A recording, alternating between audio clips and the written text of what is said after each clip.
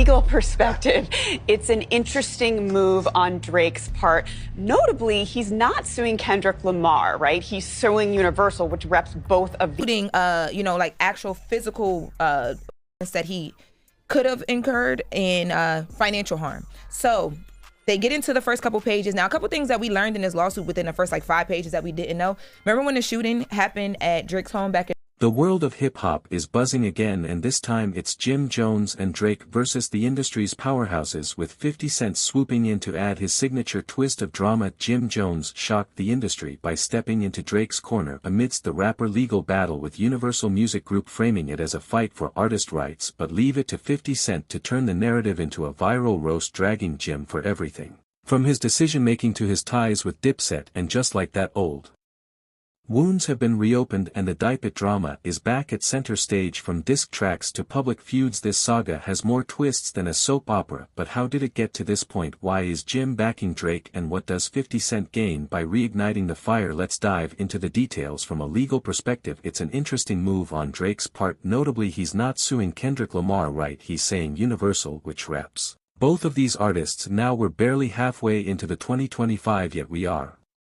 already witnessing one of the biggest lawsuits. So we know Drake recently filed a lawsuit against centering on defamation claims linked to Kendrick Lamar's diss track Not Like Us, which some perceived as a direct attack on the Canadian rapper, including like actual physical that he could have incurred in financial harm. So they get into the first couple pages. Now, a couple things that we learned in this lawsuit within the first 5 pages that we didn't know. Remember when the shooting happened at Drake's home back in May? So far, Drake's legal team argues that the real issue lies in role in promoting and profiting from the song. By filing the suit, Drake seeks to hold the label accountable for allegedly enabling damaging narratives about him. This move has sparked heated debate in the music community. On one hand, the lawsuit is seen as a bold attempt to challenge the industry's power dynamics, potentially paving the way for artists to gain greater control over their intellectual property. On the other hand, critics view it as a risky move that blurs the lines between personal disputes and professional litigation. Drake's legal team maintains that this case isn't about rat beef, but about protecting his reputation and setting a precedent for others in the industry. This lawsuit is about accountability. A source close to Drake's team stated Drake isn't just fighting for himself, he's standing up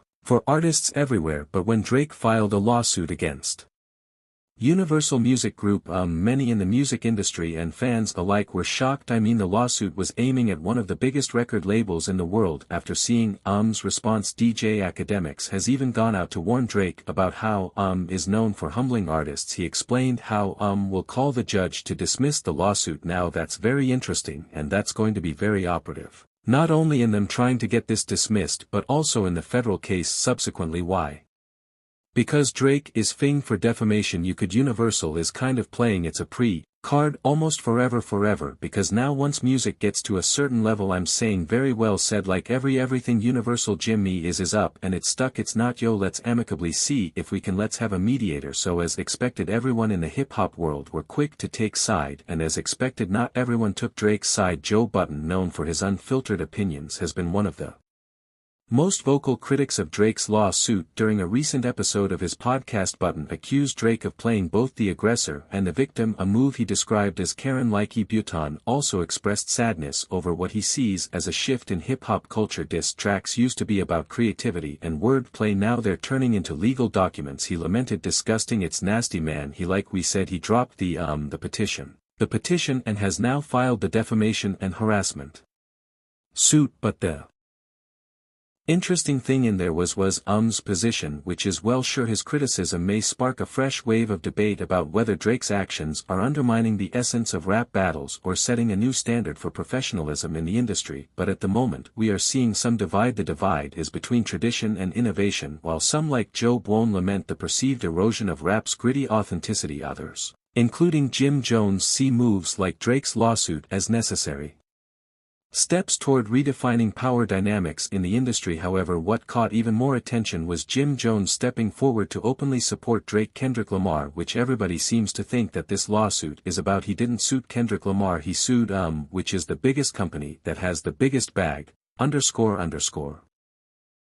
You think I ain't going to soot Amazon if I didn't get a chance to me suing everybody appearing on the Broken Frontin' podcast. Jim clarified that Drake's lawsuit wasn't targeting Kendrick Lamar as some believed, but itself. Jim defended Drake, emphasizing the broader implications of the lawsuit. When Tracy Morgan just caught that bag, we was happy for him, right? Of course those are correct. We not going to be happy about somebody get a bag from one of the biggest companies that been raped everybody anyway. Jim drew comparisons between Drake's actions and significant legal victories by other celebrities, noting that these cases often lead to systemic change. But Jim didn't just back him, he went Allen, calling it a power move that mirrors Tracy Morgan's settlement with Walmart. Jim said it's not about rat beef, it's about business empowerment. To make his point clear, he clapped back at critics who said he was chasing clout, emphasizing how important it is for artists to challenge industry giants. On the Broken Frontin' podcast, Jim described Drake's actions as James Bond-level boldness, emphasizing the significance of standing up to corporate powerhouses. Jim highlighted how Drake's law could pave the way for other artists to gain better control over their intellectual property. He noted that while it's easy for people to dismiss these moves as personal vendettas, they often have far-reaching implications for the music industry. Jim's statements struck a chord with many smaller artists who feel left out of the current music landscape dominated by corporate powerhouses. But that's not all. Jim also took a jab at Universal, saying their delayed responses to Drake's case were just a sign of them trying to dodge accountability. Fans on social media were quick to applaud Jim for sticking up for artists, but not everyone was impressed. Amazon: if I didn't get a chance to me suing everybody, any one of them companies I get a chance to playing at that level to sue for billions, I'm going for it.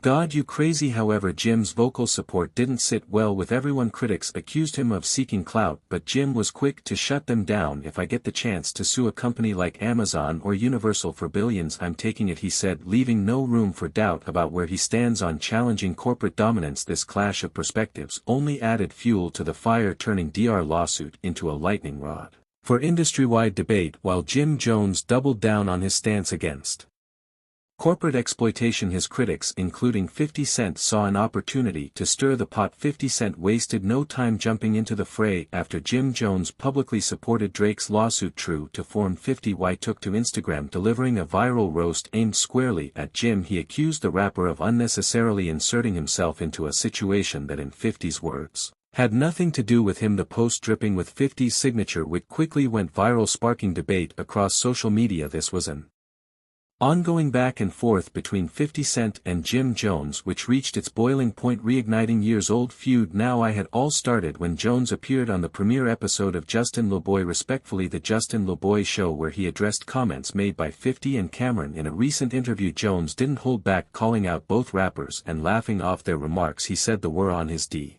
and that he had done a lot for them in their life. 50 Cent quickly fired back on Instagram, turning up the heat by referencing allegations that Jones was implicated in federal informant rumors during 6,991-2019 our trial. In his post, 50 shared court transcripts and mocked Jones by calling him Individual One, a nickname that has since become a recurring punchline in their feud. 50's caption added fuel to the fire. I know you working, so please don't say gangster sh to me, Individual One. True to his trolling persona, 50 Cent didn't stop with one post. In a follow-up, he shared documents revealing a wiretap conversation involving rapper Jim Jones, where Jones is allegedly discussing the Treeway Crew and Tekashi 6699. In the post, 50 Cent claims that Jim Jones is the only member of the Treeway Crew who wasn't arrested, suggesting that Jones might be an informant. The documents reportedly show a conversation where Jim Jones is discussing 6999, who was infamously involved in a federal rearing case that led to his cooperation with the authorities. According to 50 Cent, Jones's lack of arrest raises serious questions about his involvement and suggests that he may have been working with law enforcement behind the scenes. In his TI raid, 50 didn't stop at critiquing Jim's involvement with Drake's legal battle. He unearthed old Dip It drama, suggesting Jim should focus on reconciling with Cameron rather than positioning himself as Drake's ally. The post reignited long-standing tensions within hip-hop circles, especially between Jim and his former Dip It crew. Cameron wasn't one to let the moment pass quietly.